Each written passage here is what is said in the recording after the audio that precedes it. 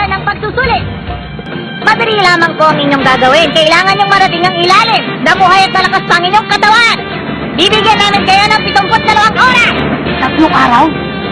3 araw? Masyado naman matagal yun. Gaano kaya kahirap mo ba dito? Sigurado akong mas mahirap ito sa pangalawang pagsusulit, kaya kailangan nating mag-ingat.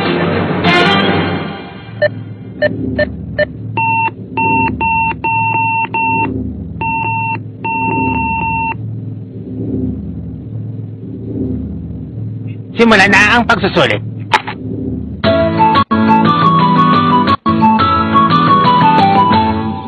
Anong gagawin natin? Wala man lamang bintana. Oo, mukhang puro padala lang yan. Kapag dito ka bumaba, para ka na rin nagpakamatay. Kung hindi ka professional. Pero, kung ikaw ay tulad kong rock climber, kahit pa ang toring ito ay kaya mong babain ng walang kahirap-hirap. Wow, ang galing oh! Ang bilis naman niyang bumaba! Ibang klase siya. Hindi ko yata kayang gawin yan. Ha? Ha? Tingnan niyo oh! Sa palagay ko, ako ang pinakauna makakatapos sa pangatlong pagsusulit na ito. Hmm?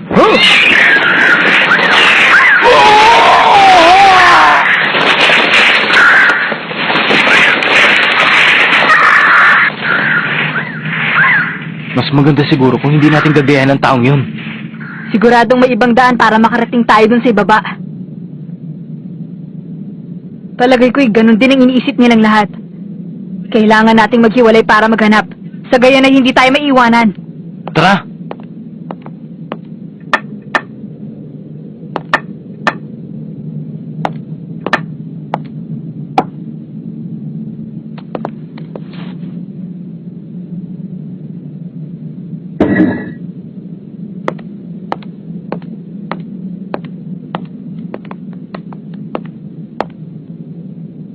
Parang kumunti ang tao.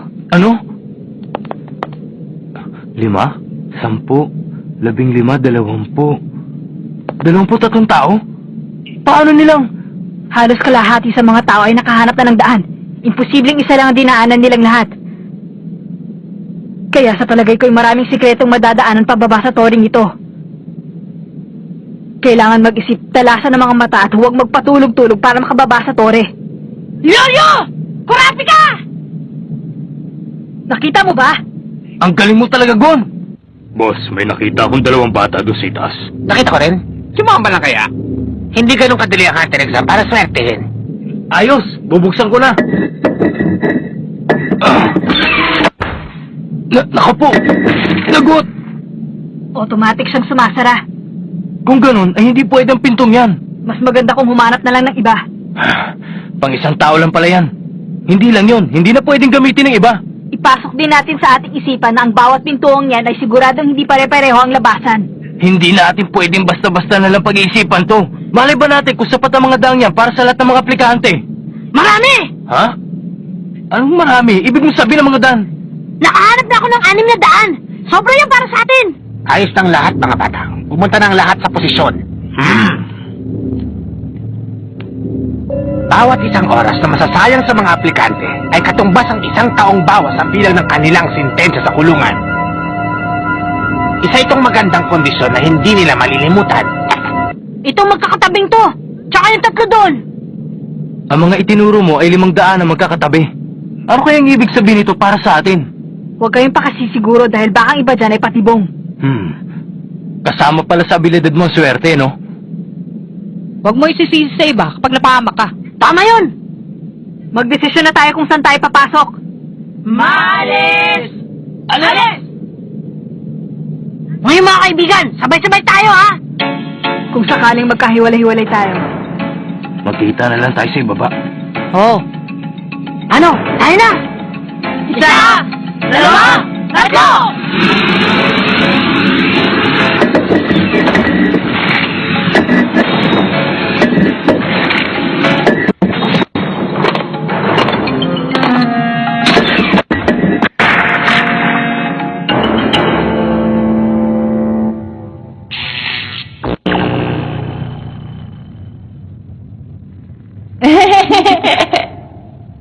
Ang bilis naman ang paghiwalay natin. Namiss kita. Parang wala rin labasan sa kwartong to.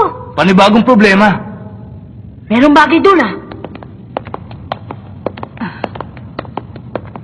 Daang napagkasunduan ng karamihan.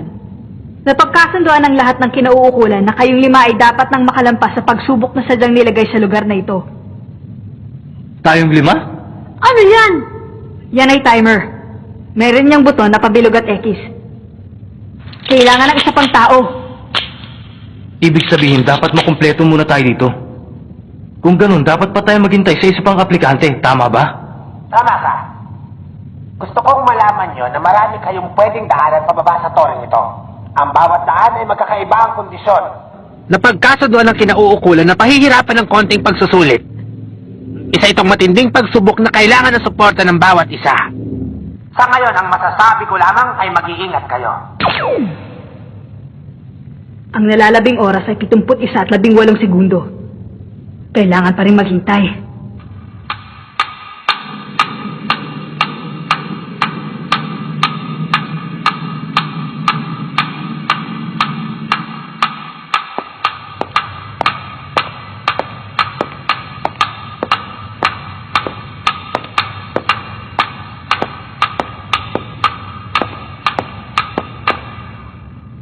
Dalawang oras na nakalipas. Nasisiguro ko sa inyo na yung iba pang mga aplikante ay nakahanap ng sarili ng daan. At yung mga aplikanteng hinihintay natin na naiwan doon sa itas ay sigurado yung mga bugok. Mukha yatang parating na isang bugok.